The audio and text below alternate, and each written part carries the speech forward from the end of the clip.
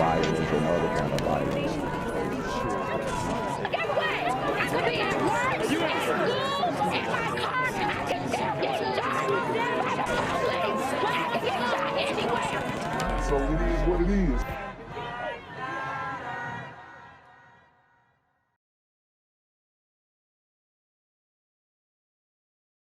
What's good, Shadow Realm? It's the Black Gen Z Mindset. Make sure you go ahead and like, comment, share, subscribe, and let's get into the video. Developing tonight, law enforcement in Calhoun tell us a man is dead after trying to break into a store. We're told responding Calhoun police officers shot the man this morning. Damn. And I mean, a lot of this is actually happening in Georgia, Metro Atlanta area specifically, but it's leaking out. And you see a guy, I mean, he's breaking into a store, he got clapped up. Don't see any protests about this one. After the suspect pointed a rifle at them. An officer was driving by the Battlefield Building Supply on Highway 41 North when he saw the store's glass had been busted out. GBI is now taking over this investigation. Billboards and PSAs, a stark reminder of Georgia's human trafficking problem. And now only on 11 Alive, we are talking to the Attorney General and the unit chief of the AG's Human Trafficking Prosecution Unit. 11 Alive's Cody Alcorn is live tonight in Atlanta. And Cody, these statistics here are really horrifying. They are. The city of Atlanta coming in at number 2, just behind our nation's capital when it comes to the highest rates of human trafficking. Wow, so you got Hartsfield-Jackson, one of the biggest airports in the world, and you've got DC also rivaling Atlanta in the highest rates of human trafficking. I mean, it's so crazy how these two cities are just lapping everyone. The bottom line, dozens of children are being sold for sex on a nightly basis across the state. Wow. Human trafficking is a big problem in Georgia. Last year, the AGU's Human Trafficking Prosecution Unit recovered 116 children. The unit chief, Hannah Palmquist. But one of the biggest problems in Georgia with respect to trafficking is actually the buying of kids. The average age... The buying of kids, that's wild. It's wild, man.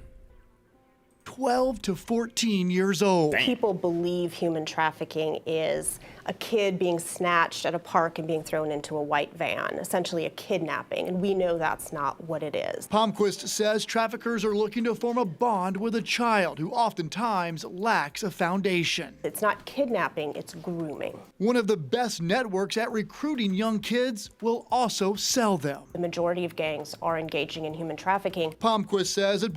Wow, so there you have it. They said the majority of gangs are engaging in human trafficking. So they moved on from the trap. It's a little too tricky. They're back to human trafficking. Boils down to money. And this, I mean, if y'all see the complexion, it's a whole bunch of sisters. It's a whole bunch of sisters, man. And as hard as it is to hear, The trafficker will sell a child because they can sell them over and over and over again. Where if they were to sell drugs, once they sell that cocaine, they have to go purchase more supply. But with a child, they can keep making money off of that child over and over again. Attorney General Chris Carr explains it's easier now than ever to identify and target children. Whether you're talking about gang activity, you're talking about human trafficking, not only is it transient, it's online. Which is why Palmquist and the AG says they're going after the buyers. If there was no demand, there would be no supply. And helping train all of us on how to recognize a victim. So they're going after the buyers. I get that, but they need to really be focused on the sellers more than the buyers, right? Because this is wild. And I wonder if they're just saying, oh, if they're trying to present some type of pimp model, or it's just like, you know, a whole bunch of hoes on the stroll, you know? You asked what was one of the challenges? Well, people sometimes look and go, well, I'm sure that's not what I think it is. Better to be wrong. And a lot of these parents could be involved in this too, like pimping out their own kids. Than to let one more child be exploited. Right now, the Human Trafficking Unit has 46 traffickers under indictment. Cody, thank you. 11 Alive has spent years investigating the impact in our series Selling Girls. We've got all the resources you need to learn more about what human trafficking really is, the signs you can look out for, and how to report it. You can find it all right now at 11alive.com/sellinggirls. Weeks of protests about a proposed new Atlanta police training facility site this afternoon. City of Atlanta and DeKalb County officials have confirmed that they're moving forward toward construction. Good evening. I'm Jennifer Bellamy. And I'm Faith Jesse. The announcement was made during a press conference with Atlanta Mayor Andre Dickens. And we have team coverage tonight. Joe Ripley outside of City Hall getting reactions to the deal's announcement. But we begin. So we're getting things done in Atlanta. We got the police city about to, get up and running. I am very happy and proud to see this day come. We need a change in Atlanta, and it's being ushered in by a brother, Mayor Andre Dickens, graduate of Georgia Tech. So it's looking good, and it's looking way better than Eric Williams up there in New York. So I'm actually rocking with Andre Dickens. I think that he has heard the screams and yells for help from the community, and he's about to bring law and order back into the city of Atlanta, hopefully. So let's listen up. Again with Bobeth Yates, who was at today's announcement. She joins us with details of this agreement. Well, that's right. The announcement today is that the city of Atlanta and DeKalb County have come to an agreement allowing the city to receive its land use permit and begin one of the final steps for construction. Now, officials confirm construction will take place in approximately 30 acres of land currently owned by the city off Key Road in DeKalb County. Now, the training facility, though, will only use about 85 acres of that land. It will also include a fire department burning site, a kennel, an in and outdoor training facility for the K-9 units, gun ranges, and even an emergency vehicle obstacle course. Now, today, the mayor said the training facility is in a desperate need, as currently the city is having to rent and reserve spaces at other agencies just to train some of their officers and fire officials. Now, the city and officials say despite this agreement, one of their main concerns was protecting the environment. Take a listen. We will protect the neighborhoods, the families, the individuals, and most importantly, we will protect the South River Forest Basin. Nice. So, it's going to be eco-friendly, nothing like these balloon releases. This is a dream come true for the community, but we've got, Antifa protesters who are funded by BLM and all the likes, pretty much trying to stir things up and create hostilities and, create obstacles for this not actually coming to fruition. And I think it's horrible. And I think Andre Dickens classified the actions of the people who were rioting against this police city as domestic terrorists. So that's the type of energy that we need. And by the way, suits looking clean. Which is a unique natural resource. There's nothing else like it inside of 285. And it was our #1 priority. The city of Atlanta has the most extensive training requirements in the Southeast. Our training includes vital areas like de-escalation training techniques, mental health, community-oriented policing, crisis intervention training, as well as civil rights history education. This training needs space, and that's exactly what this training center is going to offer. Now, officials want to stress this is not just a police training site. Again, there is a benefit for the fire department. And coming up at 6, I have more details on why fire officials say this is desperately needed. Sending it to you guys. All right, we look forward to it, Bobeth. Joe Ripley picks up our team coverage live outside of City Hall. And Joe, the site of this proposed public safety training facility has met strong resistance. So what are protesters who are opposed to the latest developments saying about this?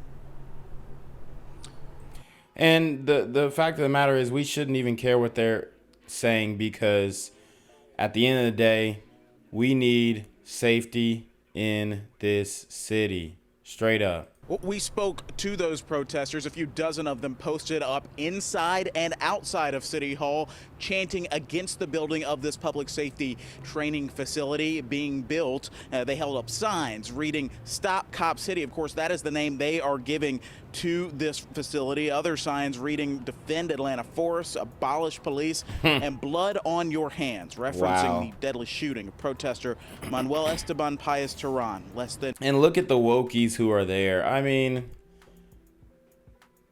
there's like 2 brothers in there, maybe 3. This is not the Communitas fight. You have some leftist, woke, feminists out here protesting the police, making it more unsafe for the Communita.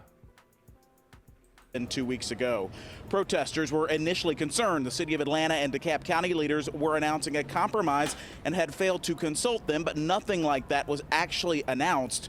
Protesters say their top concerns as of this moment remain the destruction of the environment, plus their belief that the facility promotes the militarization of police. We're not interested in any kind of reduction in Cop City, in having it be a smaller facility and having it being less acres. We're not interested in moving the militarized training to another location. We're not interested in any of those concessions. We want no Cop City, period. Is this who speaks for the Communita? Because they would say that I'm cooning, but what is he doing if he doesn't want safety for the Communita? Is this who speaks for the Communita? Meantime, tonight, the city of Atlanta says they are dedicating more than a third of this development to green space, parks, and trails, things of that nature. City leaders maintain they are acting on sound research as they are building this facility. They've also long pledged to replace any trees that were damaged or removed in construction of this public safety training center. Coming up at 6, some of the protesters, you'll hear their concerns, more of them, plus why they're still optimistic as this deal goes through. Yeah, it doesn't seem like these protesters are backing down tonight. Joe, thank you so much for your report. Yo, what's good, BGZM News 17 family? I'm at the corner of Jesse Jackson and Marcus Garvey, and I got some bad news for you. As you can see, I lost my job. I'm out here living in cardboard boxes outside of boarded up vacant homes. YouTube said I'm done getting money out here in these streets. They even took my funky ass suit. So anything right now would help. So go ahead and hit that Cash App, hit that PayPal, hit that GoFundMe. Hell, cop the merch. Or if you want to make the long-term commitment to the Jinquavius Jackson Fund, join the Patreon so that I can continue to put out top-notch content each and every day. Also, check out the Rumble, where there is absolutely no censorship. Link in the description box below. Hey, yo, ain't that nigga Jinquavius? Yo, I recognize. No, that's not me no more. Hey, yo, run your pop. Y'all killing me with this shit. Do the opposite of Antonio Brown and take What all your more do you want from me? A teacher lost his job after he body slammed a student while trying to prevent a fight. So now you are having to body slam students in order to get them to listen in class. It's getting ridiculous. The schools are definitely becoming more and more unsafe, and it's very troubling. And it was caught on video like so many other school fights. That teacher is now facing simple assault charges. And that's not fair. That's not fair, because a lot of these kids are bad. What did the kid do? What did the kid do? Because a lot of these kids, they be fighting, they be trying to hook with teachers. It's ridiculous. Resource officers, all that. Channel 2's Taisha Fernandez is live in Rockdale County outside Heritage High School, where she just reported on a student who attacked a different teacher, but that was last week, Taisha. Linda, lots of violence going on here at this school. And when I spoke to a district spokesperson today, I asked her, was there anything prompting all of this recent violence at this school? She didn't have an answer for me. So I took that question to parents who are picking their kids up today. And one thing they all said, they believe there's a fundamental breakdown in parenting. So there you have it. Sisters, come get your kids. We're not identifying the student who caused all of this commotion in a hallway at Heritage High School in Conyers back in December because he is still a minor. The man in the blue hoodie holding that student back is a coach at the school. He tried to stop the student from fighting another kid. When the athletic director, Edward Center, who was also a teacher here, saw this happening. And he's holding, that's that grown man strength, because he's holding back two young super gremlins, and they are like pit bulls, or maybe they help, holding themselves back, acting like they gonna do something, oh, if this teacher wasn't in front of me, that type of move. He grabbed the student who was out of control and slammed him to the floor. That body slam got him fired. And that's wrong. He shouldn't be fired for breaking up a fight. I mean, you got to break up these fights by any means necessary, or they can escalate quickly. And now Rockdale County deputies have charged him with simple assault. We tried contacting him all day Wednesday to get his side of the story, but never got a hold of him. Parents told me they're tired of all the violence at this school, whether it's a student attacking a teacher, like in this video, we reported it last week, or students resorting to violence instead of figuring out a different way to handle conflict. Many parents are questioning what kind of parenting is going on at home. The parents are being friends instead of being parents. There's a lot of fights here every day, and it's ridiculous. It makes no sense. Today, I requested an interview with the Rockdale Superintendent, Terry Oates. I was denied. But when I spoke to someone with the district, they did say that they are doing some things this year to keep students and staff safe, like a weapons detection system, plenty of surveillance. So there you have it. They got metal detectors in the schools, just like the community had been protesting it. And now, as you can see, it looks like this is about to become a normal thing. Surveillance cameras, clear backpacks for all students, and they have more school police on campuses than they did last year. Clear backpacks, uniforms, metal detectors. This is like prison. These super teen gremlins are on demon time. We're live in Rockdale County in Conyers. Taisha Fernandez, Channel 2 Action News. Gang violence and other kind of violence.